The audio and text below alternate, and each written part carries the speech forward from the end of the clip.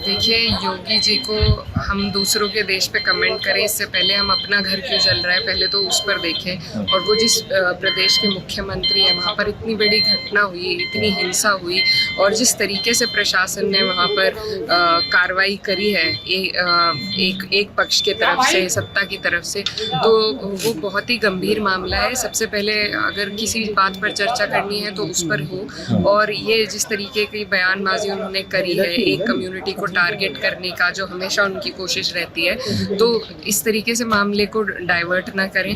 पहले मुद्दे की बात करें कि वहाँ जो अधिकारी थे वो भीड़ को क्यों ले गए साथ में, ऐसी भीड़ जो उत्तेजक भाषण दे रही थी, और क्या कार्रवाई ऐसे अधिकारियों पे हो रही है जिनको साफ पता होते हुए कि किस तरीके से भीड़ को मैनेज करना है। सीधा सीधा गोली मारी गई है, 5 लोगों की हत्या हुई है। क्यों हुई है? सबसे पहले कार्रवाई की वहाँ ज़रूरत है। और इतने वक्त से वो मुख्यमंत्री हैं, उनको उनके ऑफिस के हिसाब से ये गरिमा शोभा नहीं देती बात कि इस तरीके से एक कम्युनिटी को वो टारगेट करें। लेकिन हर विषय पर उन्हें सिर्फ राजनीतिक रोटियां सेकनी है। भाजपा सिर्फ अपना माहौल बनाने की कोशिश करती है, हिंदू मुस्लिम के अलावा उनके पास कोई एजेंडा नहीं। वो ये भी कह रहे हैं कि जो राम का नहीं वो किसी काम का नहीं। यदि आस्था नहीं रहेगी हिंदुस्तान में तो सब कुछ खत्म हो जाएगा, लेकिन जब तक आस्था है तब तक ये सब कुछ ठीक रहेगा, कुछ गलत नहीं होगा। आपको क्या लगता है? देखिए, आस्था सबके पास है।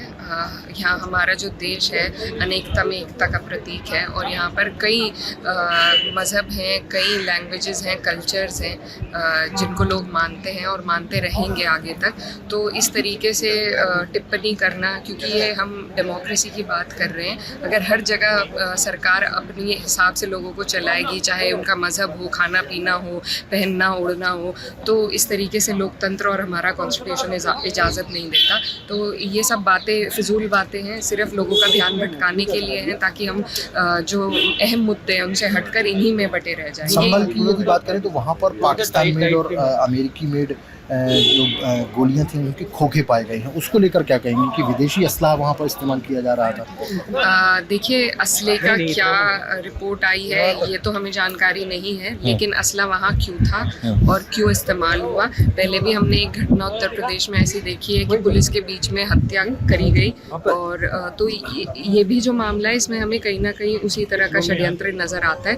तो बहुत गहरी कार्रवाई करने की ज़रूरत है, निष्पक्ष कार्रवाई हो, किसी जज की बेंच द्वारा कार्रवाई हो, जो उत्तर प्रदेश के अलावा केंद्रीय की किसी कमेटी के गठन से कार्रवाई हो। क्योंकि हमें लगता है कि जो जिस तरीके से वहाँ पर अधिकारियों ने, प्रशासन ने जिस तरीके से एक गुट के खिलाफ काम किया है वो सही नहीं है।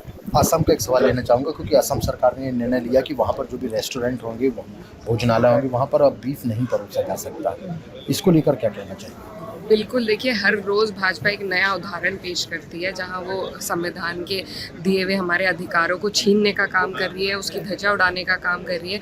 ये भी सीधा सीधा राइट टू फ्रीडम पर अटैक है।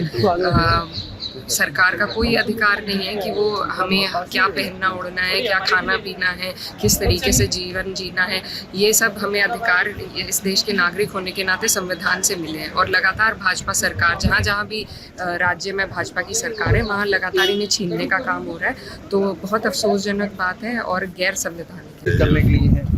रवि किशन जी, अभी विपक्ष ने यहाँ पर प्रोटेस्ट किया, नारेबाजी की, जैकेट पहन के, काली जैकेट पहन के। वो कह रहे हैं मोदी अडानी भाई भाई, और एक रहेंगे तो सेफ रहेंगे। क्या कहना चाहिए? हंसी रोक नहीं पा रहे। अब कहा कहीं लोगन क्या, देखिए, हार का दर्द है तो समझ रहे हो, पीड़ा हम समझ रहे हैं, क्योंकि लोग अब 20 साल तक और विपक्ष में रहने का इन लोगों को संदेशा मिल गया देश की जनता द्वारा।